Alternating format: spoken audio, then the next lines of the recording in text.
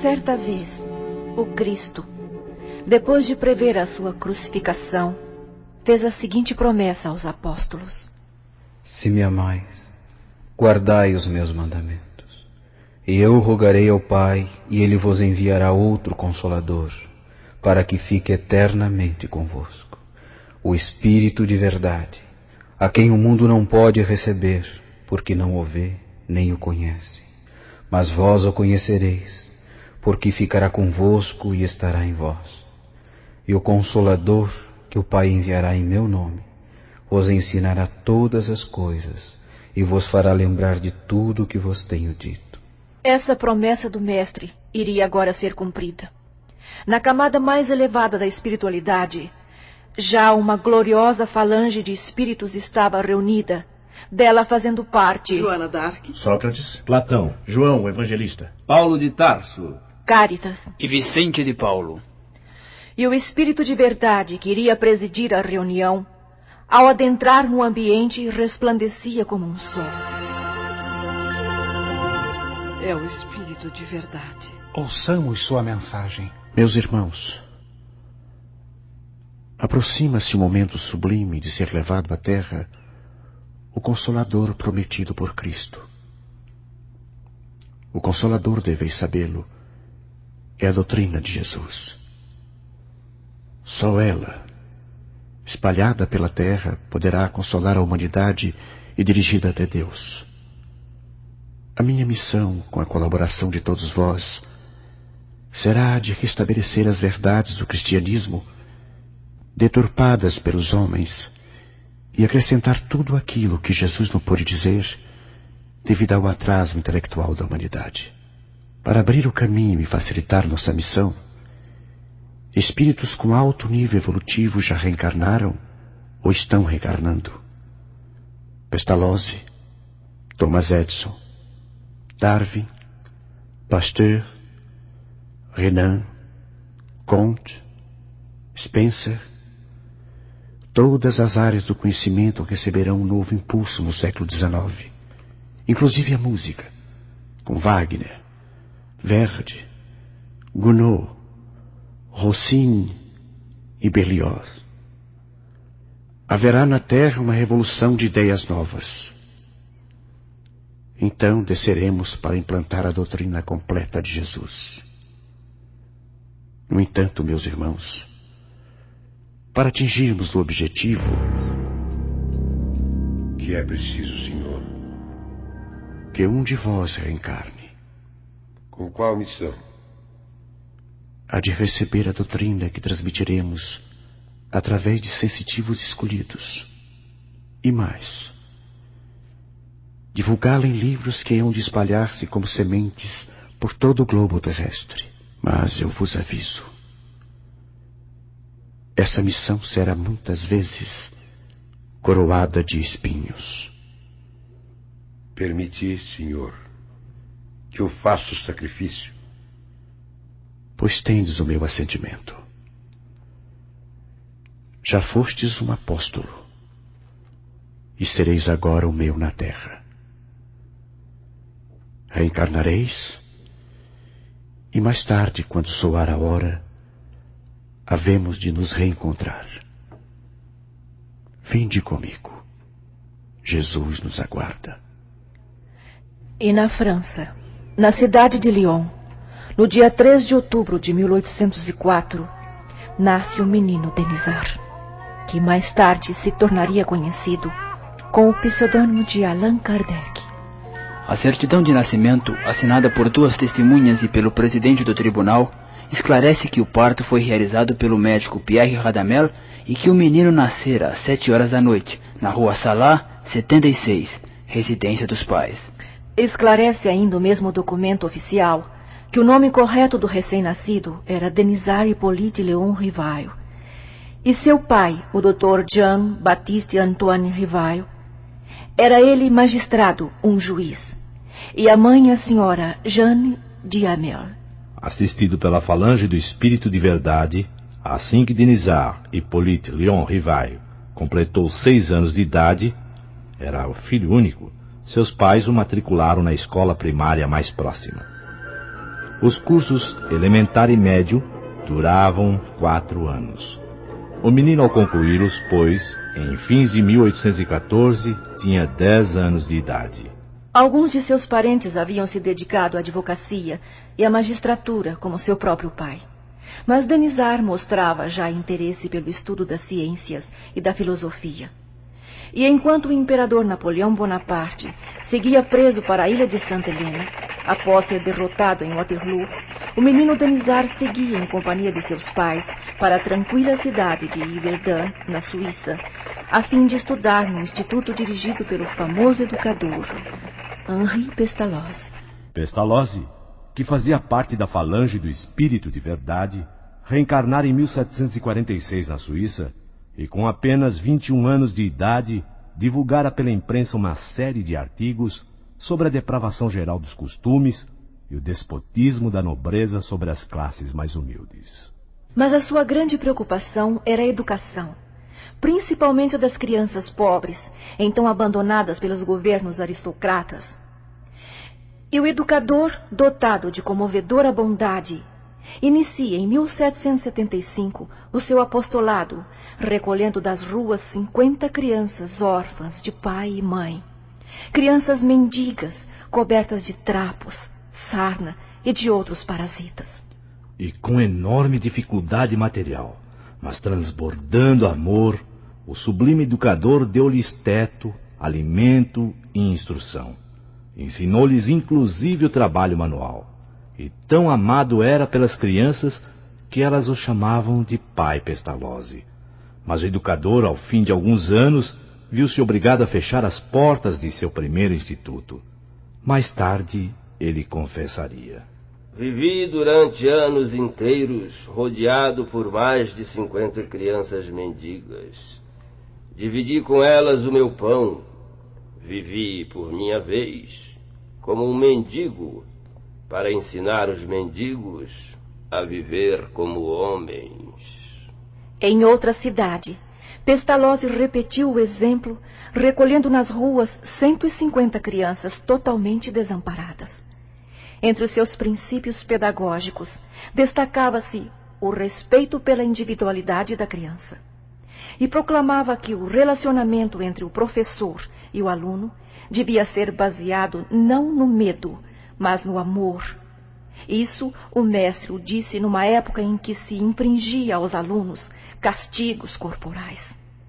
Espírito notável, ele usava a educação, inclusive como meio de reforma social.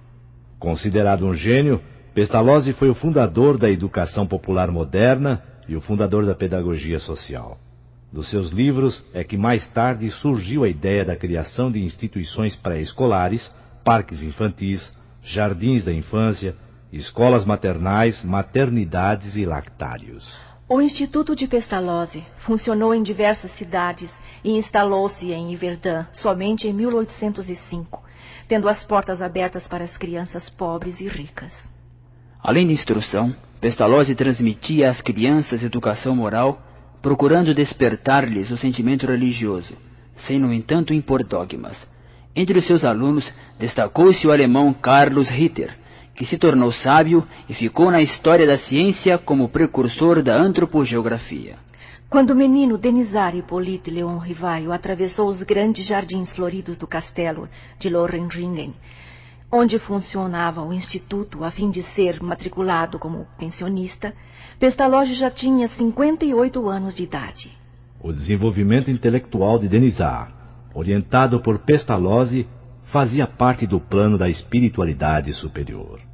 Pestalozzi admirava-se da facilidade com que o novo aluno assimilava os conhecimentos.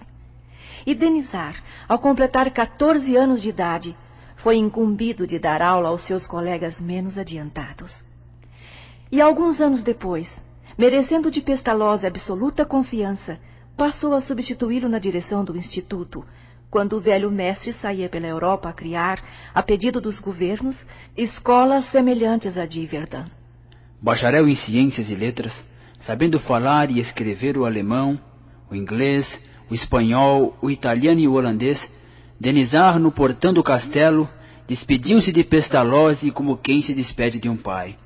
Apertou-lhe a mão, Abraçou-o e, comovido, beijou-o na face. Adeus, meu mestre.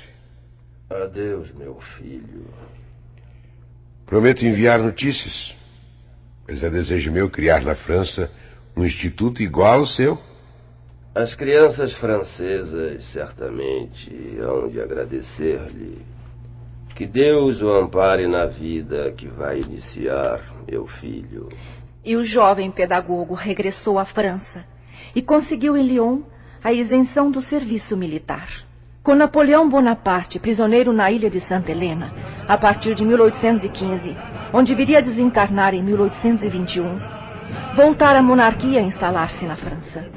Luís XVIII fora colocado no trono pelos exércitos aliados.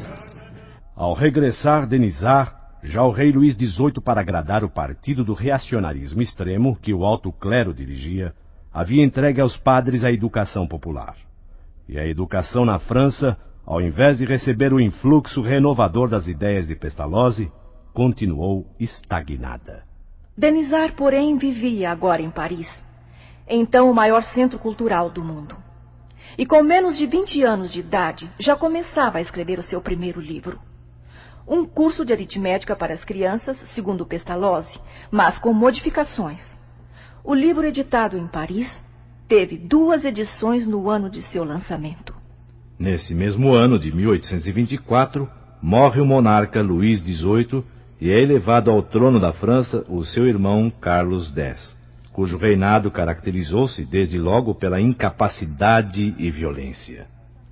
O descontentamento era popular, mas Denisard continuava trabalhando pela infância e juventude e editava em Paris seu segundo livro, Plano de uma Escola Graduada, segundo o método de Pestalozzi. Seu grande ideal, porém, era montar um instituto semelhante ao de Verdun. E Denisard, no silêncio de seu quarto, refletia. Um instituto em Paris. Eis o que é necessário. Os educadores, visitando-o, criariam outros iguais. E assim as ideias de Pestalozzi se imporiam mais rapidamente na França. Mas Denisard não tinha capital. Fazia-se necessário um sócio capitalista.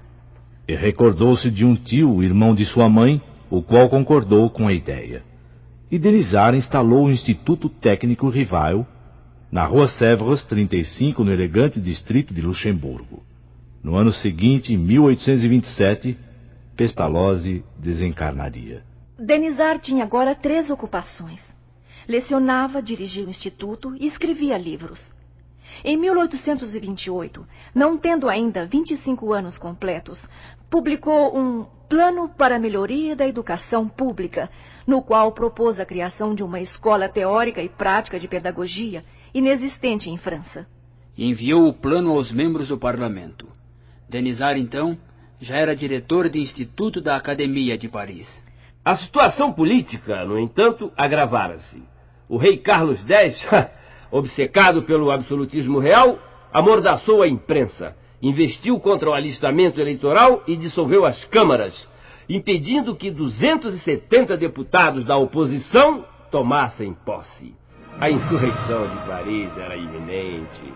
Em julho de 1830, instala a Segunda Revolução Francesa, tramada nas sociedades secretas do país. Barricadas foram erguidas nas ruas e praças de Paris. Foram 3 dias de pavor com a artilharia e a fuzilaria. E Carlos X foge para a Inglaterra, antes mesmo das tropas reais serem vencidas. E a coroa da França é colocada na cabeça de Luís Felipe, que a manteve durante 18 anos. É absolutamente certo que Denisard, ao contrário da juventude francesa, não participou da Revolução. Sua formação baseava-se no amor universal. A fraternidade para o jovem educador não era apenas uma palavra, era uma filosofia de vida. E com a instalação da monarquia liberal, que deu tranquilidade à França, voltou Denisard a abrir a porta de seu instituto. Corria o ano de 1831, e Denisard deu à publicidade quase que simultaneamente 3 novos trabalhos, que firmaram seu nome na área da pedagogia. O primeiro, Memória sobre a Instrução Pública, ele enviou à comissão encarregada pelo governo de preparar um projeto de lei sobre o ensino. O segundo, uma gramática francesa clássica, de acordo com um plano novo, em cujas páginas revelava o profundo conhecimento linguístico. E o terceiro, qual o sistema de estudos, mais em harmonia com as necessidades, enviado à Real Academia de Ciências de Arras, foi premiado. Foi nesse ano de 1831 que Denisard conheceu aquela que seria sua companheira.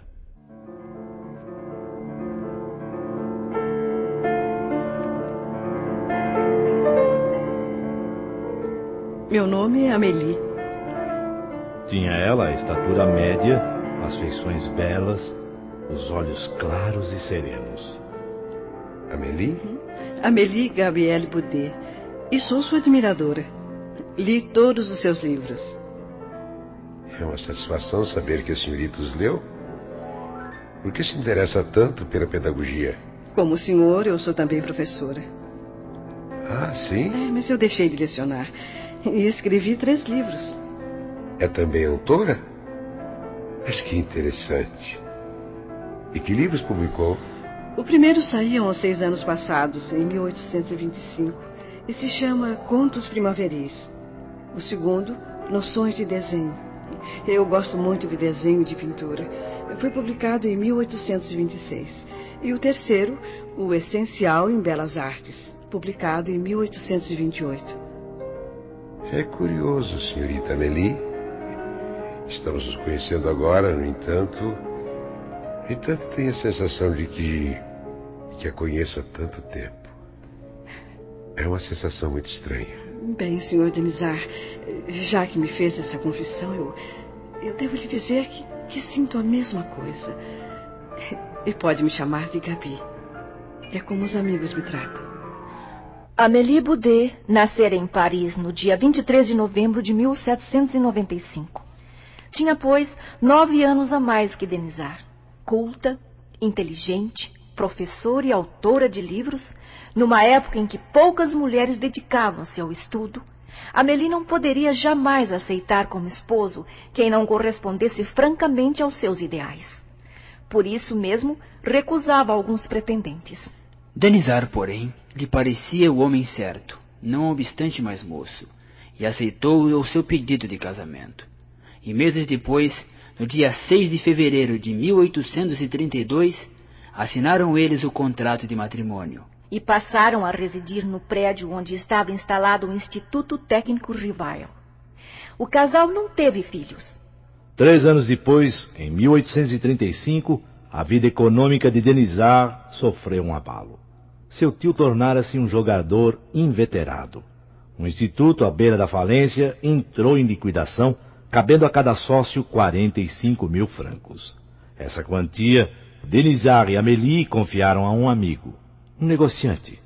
E um segundo abalo não se fez tardar. O amigo, realizando maus negócios, deixou o casal sem 1 centavo.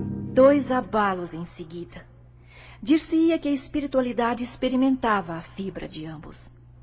Mas Denisard, amparado pela esposa, entregou-se tenazmente ao trabalho. Passou de dia a cuidar da contabilidade de 3 firmas e à noite a escrever livros pedagógicos. Fez também traduções de obras clássicas, alemãs e inglesas.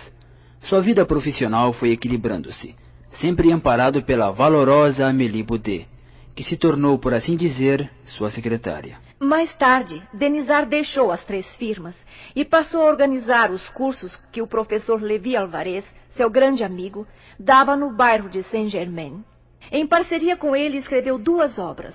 Logo depois, começava a lecionar no Liceu Polimático. E em seguida, sua carreira pedagógica foi coroada. A Universidade de França adotara os seus livros. E Denisard, reconhecido publicamente como educador emérito, começou a ministrar em sua própria residência cursos gratuitos de química, física, astronomia e etc. No entanto, a atmosfera política novamente estava pesada. A revolução era premente. Os escândalos na administração do rei Luís Filipe provocavam conspirações e levantes operários. E em fevereiro de 1848, instigado pelos socialistas e republicanos, o povo colocou mais uma vez barricadas nas ruas de Paris. Foram momentos de terror. Luiz Felipe, vendo que até a Guarda Nacional, que devia protegê-lo, também aderiu à revolta, renunciou em favor de seu neto, mas o povo invadiu inclusive a Câmara dos Deputados e a família do rei fugiu para a costa da Normândia. Em março de 1848, foi proclamada a Segunda República Francesa. Mas o país não ficou em paz. Os revolucionários socialistas, querendo as rédeas do governo, incitaram o povo. 50 mil operários saíram armados às ruas de Paris e foram esmagados pelas tropas legais. E em dezembro, o povo elegeu o presidente da França, Luiz Napoleão, sobrinho de Napoleão Bonaparte. 3 anos depois, o novo presidente deu um golpe de Estado e dissolveu a Assembleia. E no ano seguinte, proclamou-se imperador com o nome de Napoleão III. A ascensão de Napoleão III, no entanto, foi providencial pelo fato de que ele acreditava na comunicação dos espíritos. Aproximava-se agora o momento do professor desempenhar sua missão espiritual. Estamos em 1854 e ele tem 50 anos de idade e é membro de diversas instituições, destacando-se a Real Academia de Ciências Naturais de França. Sua cultura é enciclopédica, pois possuindo uma natural curiosidade científica, lera sem ser médico tratados de fisiologia e anatomia, e inclusive interessara-se pelo magnetismo a partir dos 19 anos de idade. Essa curiosidade científica é que serviria de alavanca para os espíritos do senhor levarem o professor ao exame dos fenômenos da mediunidade. As sessões com a mesa girante popularizaram-se nos Estados Unidos devido às irmãs Fox. 6 anos depois, em 1854, a mesa girante se tornaria um divertimento de salão em toda a Europa. Quem primeiro falou da mesa girante ao professor Denisard foi o Sr. Fortier, um magnetizador. Já sabe da singular propriedade que se acaba de descobrir no magnetismo? Parece que já não são somente as pessoas que se podem magnetizar, mas também as mesas, conseguindo-se que elas girem e caminhem à vontade. Mas isso não me parece impossível. O fluido magnético, Sr. Fortier, que é uma espécie de eletricidade, pode perfeitamente atuar sobre os corpos inertes e fazer que eles se movam. E semanas depois... Temos uma coisa muito mais extraordinária. Não só se consegue que uma mesa se mova magnetizando-a, como também que fale. Interrogada, ela responde através de batidas. Isto agora é outra questão. Só acreditarei vendo. E quando me provarem que uma mesa tem cérebro para pensar, nervos para sentir e que possa tornar-se sonâmbula. Até lá, permita que eu não veja no caso mais do que um conto para fazer-nos dormir em pé. Em janeiro de 1855, o professor encontrou-se com um velho conhecido chamado Carlotte. E pela primeira vez ouviu dizer que a mesa era movida pelos espíritos. Mas o Sr. Carlotte falara com muito entusiasmo e o professor acautelou-se. Em maio deste mesmo ano, porém, eis que a falange do espírito de verdade apertou o cerco. O professor Denisard fora levado por Fortier à casa da sonâmbula Sra. Roger, e lá encontraram o Sr. Patier e a Sra. Pleine-Maison, que também lhe disseram que os fenômenos com a mesa eram produzidos pelos espíritos. O professor sabia que o Sr. Patier era possuidor de muita cultura e aceitou o convite para participar das experiências que se faziam na residência da Sra. Pleine-Maison, a Rua Grange Batelier, número 18. Denisard foi na terça-feira seguinte em companhia de Amélie Boudet. Prédio é este. Muito elegante. Vejamos o que vai acontecer. Estou emocionada. A emoção, Amélie, dificulta a análise dos fatos. Fique tranquila. Subamos a escada. Ao regressar à sua casa, o professor já não duvidava do fenômeno, mas não admitia ainda fosse produzido pelos espíritos. De qualquer forma, pressentiu no passatempo que faziam daquelas sessões como que a revelação de uma nova lei, que resolveu estudar a fundo. O cerco da espiritualidade superior fechava-se cada vez mais, e Denisard Hippolyte Léon Rivail já não podia deixar suas pesquisas. Voltou inúmeras vezes à casa da Sra. Pleine Maison e ficou conhecendo o Sr. Baudin, que o convidou a assistir às sessões semanais efetuadas em sua casa. Nós moramos na rua Rochechouart. É perto daqui, professor. A rua Rochechouart é continuação da rua Cadet. Uns 15 minutos a pé, professor. Como é seu nome? Caroline Baudin. Tenho 16 anos, professor. E a senhorinha? Julie. Somos irmãs. Eu tenho 14 anos, professor. Os espíritos escrevem numa lousa quando eu e Caroline pomos os dedos na borda de uma cesta bem pequenina com um lápis preso em um dos cantos. O professor começou a frequentar as reuniões da família Baudin em agosto de 1855.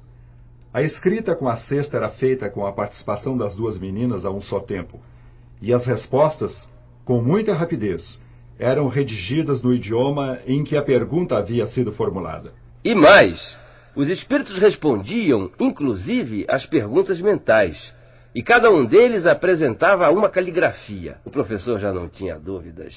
Era uma inteligência estranha quem produzia aqueles fenômenos. Com o método científico empregado pelo professor Denisard, as sessões tomaram um novo rumo.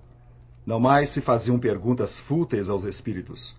O professor levava para cada sessão uma série de perguntas relacionadas à filosofia, à psicologia e à natureza do mundo espiritual, e obtinha sempre respostas com precisão, profundeza e lógica, surpreendendo os assistentes. Mais tarde, ele receberia de milhares de médiuns espalhados por quase todo o globo mensagens com igual teor, provando assim os espíritos a autenticidade de seus ensinos. O espírito de verdade, no entanto, não havia ainda se revelado. No ano seguinte, porém, às 9 horas da noite de 24 de março de 1856, estando o professor a escrever sobre os espíritos e suas manifestações, ouviu, de súbito, pancadas estranhas. O professor morava então na Rua dos Mártires, número 8, segundo andar, um pequeno prédio erguido no fundo de um pátio. O professor levantou-se e examinou ambos os lados da parede, e nada descobriu. Mas toda vez em que tornava a escrever, os ruídos recomeçavam. Às 10 horas, Amélie Boudet regressou à casa e, admirada, disse: Que batidas são essas? Não sei. Há 1 hora que isto dura. As batidas só pararam quando o professor foi dormir. No dia seguinte, na sessão com as meninas Baudin, perguntou: Meu espírito familiar, quem quer que tu sejas, agradeço por teres vindo visitar-me. Consentirás em dizer-me quem és? Para ti, chamar-me-ei a verdade. E todos os meses aqui, durante 1/4 de hora, estarei à tua disposição. Ontem, quando bateste, estando eu a trabalhar, tinhas alguma coisa de particular a dizer-me? O que eu tinha a dizer-te era sobre o trabalho a que te aplicavas. Desagradável-me o que escrevias e quis fazer que o abandonasses. A tua desaprovação era referente ao capítulo que eu escrevia ou ao conjunto do trabalho? Ao capítulo de ontem.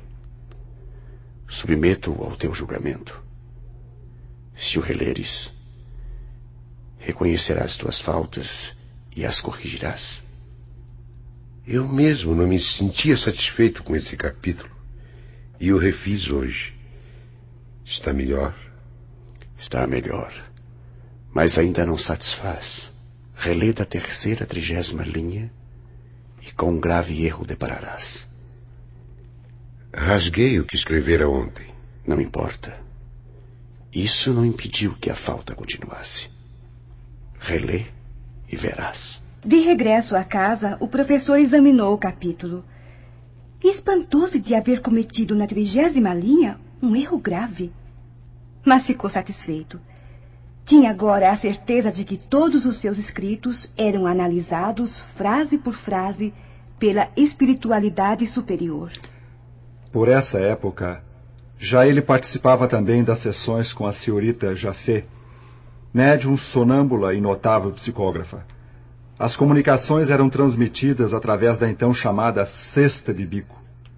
Foi numa dessas sessões que, pela primeira vez, ouviu dizer de sua missão, embora de maneira vaga. Deixará de haver religiões, mas uma se fará necessária, verdadeira, grande, bela e digna do Criador. Seus primeiros alicerces já foram colocados. Quanto a ti, Rivaio, a tua missão é aí. E a cesta, agora sem contato, bruscamente voltou-se para o seu lado, como teria feito uma pessoa que o apontasse com o dedo, o que deixou o professor e os assistentes emocionados. Na semana seguinte, em 7 de maio de 1856, a missão foi confirmada pelo espírito Hahnemann.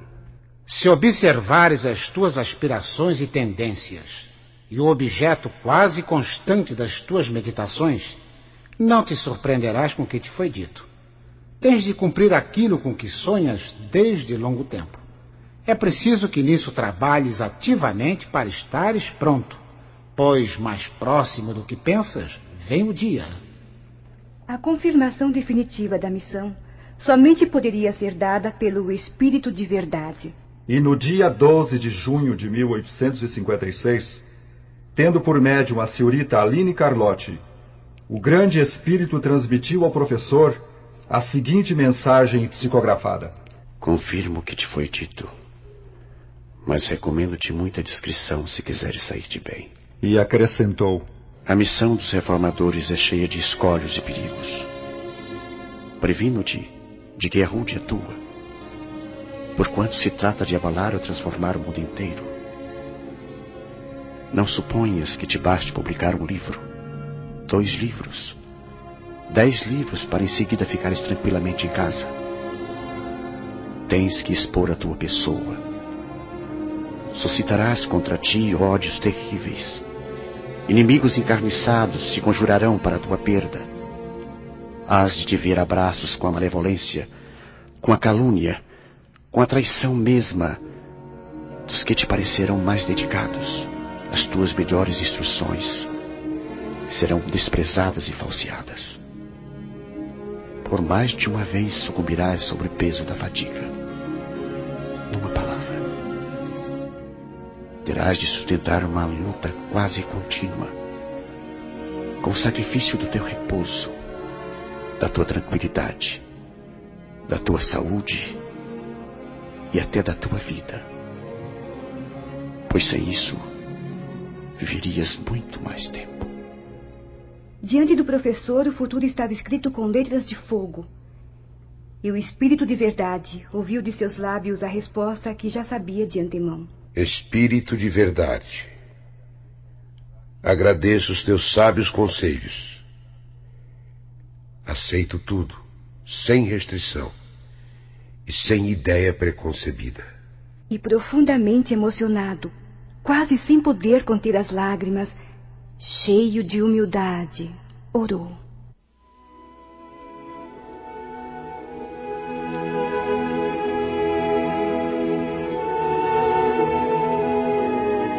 Senhor, pois que dignaste lançar os olhos sobre mim para cumprimento dos teus desígnios, faça-se a tua vontade. Está nas tuas mãos a minha vida. Dispõe do teu servo. Reconheço a minha fraqueza diante de tão grande tarefa. A minha boa vontade não desfalecerá. As forças, porém, talvez me traiam. Supre a minha deficiência, Senhor. Dá-me as forças físicas e morais que me forem necessárias. Ampara-me nos momentos difíceis e com teu auxílio e dos teus celestes mensageiros, tudo farei para corresponder aos teus desígnios. As palavras do Espírito de verdade eram proféticas. Mais tarde, o missionário experimentaria todas as vicissitudes previstas.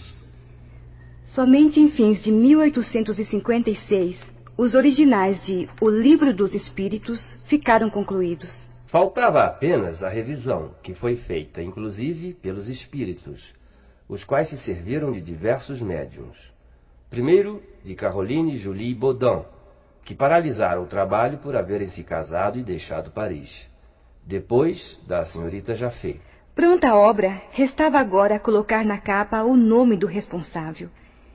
E o professor, ao invés de seu nome, assinou Allan Kardec, o nome que tivera em outra existência. E no dia 18 de abril de 1857, foi lançado o Livro dos Espíritos, cumprindo-se assim a promessa de Jesus de enviar o Consolador. Esse livro, revelando e esclarecendo racionalmente o mundo dos espíritos, as leis morais que nos regem, ao mesmo tempo em que oferece esperanças e consolações, inaugurou em nosso planeta a Era do Espírito. Nele se encontram todos os princípios da verdadeira doutrina do Cristo. Mas a missão não estava terminada. O próprio Espírito de Verdade havia dito a Allan Kardec que o trabalho assumiria proporções que ele, então, estava longe de perceber.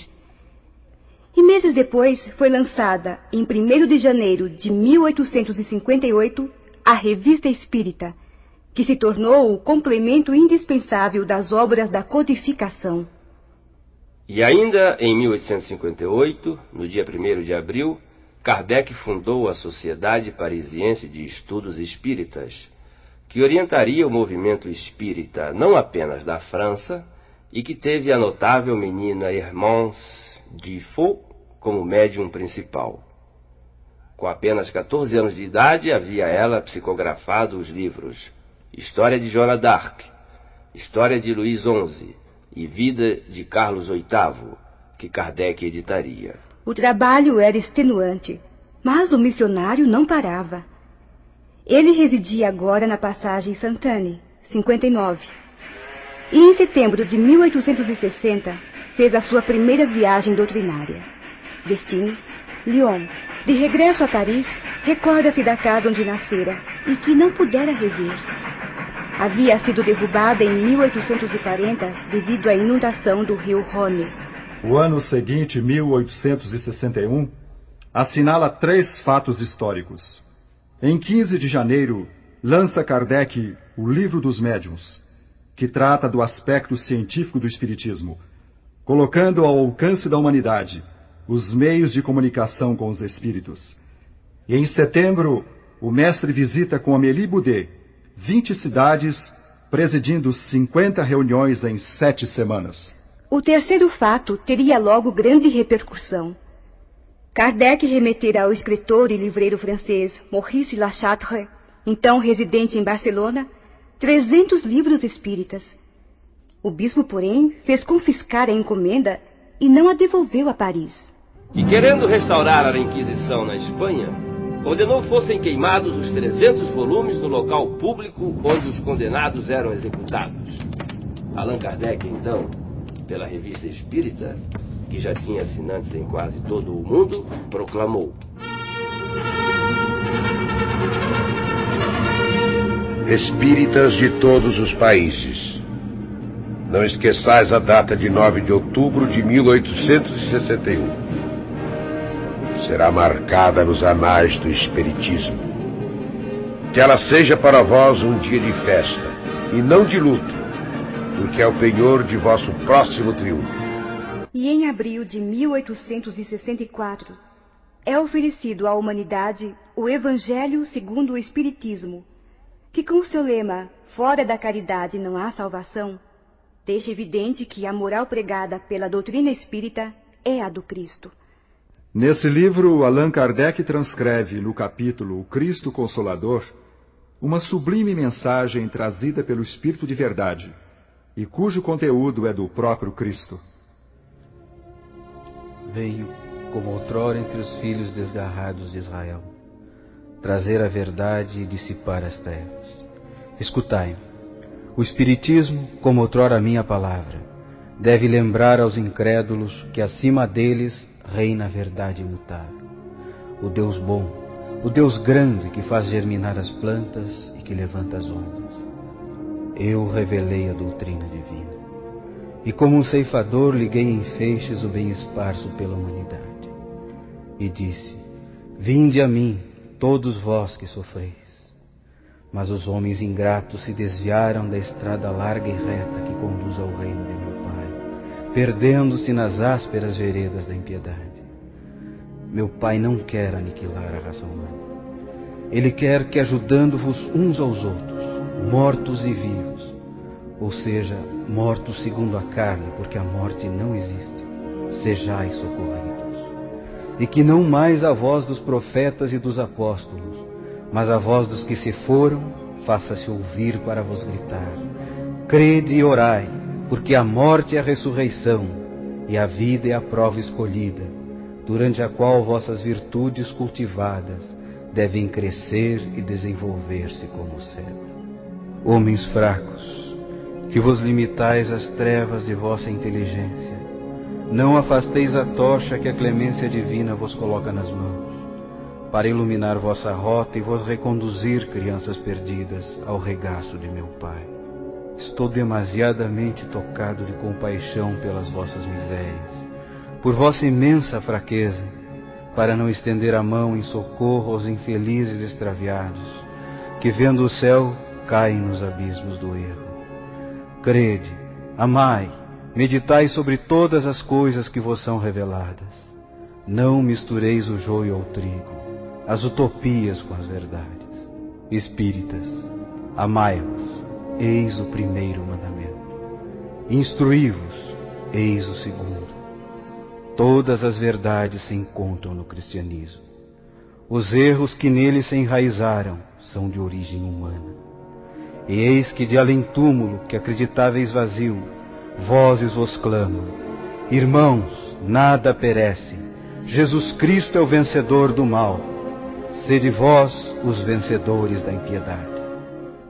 Um ano depois de lançado o Evangelho, eis que no dia 17 de setembro de 1865 é fundado no Brasil, na cidade de Salvador, o primeiro centro espírita, o Grupo Familiar do Espiritismo.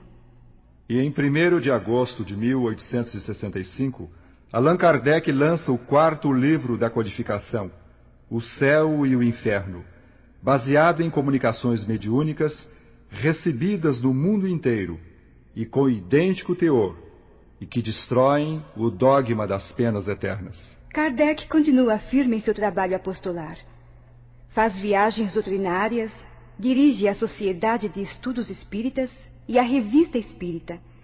Responde centenas de cartas que lhe chegam, inclusive do outro lado do globo. Escreve livros e, com artigos magistrais, refuta os principais opositores da doutrina.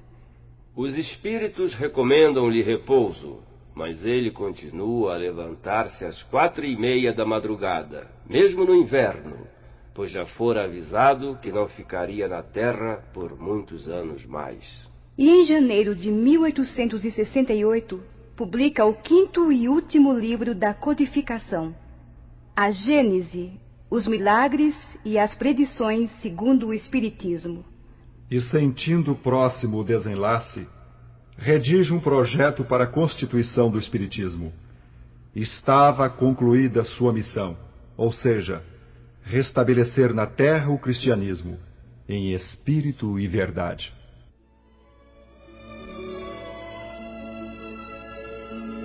E na manhã de 31 de março de 1869, entre 11 e 12 horas em sua casa, de súbito, Kardec desencarna em consequência da ruptura de um aneurisma.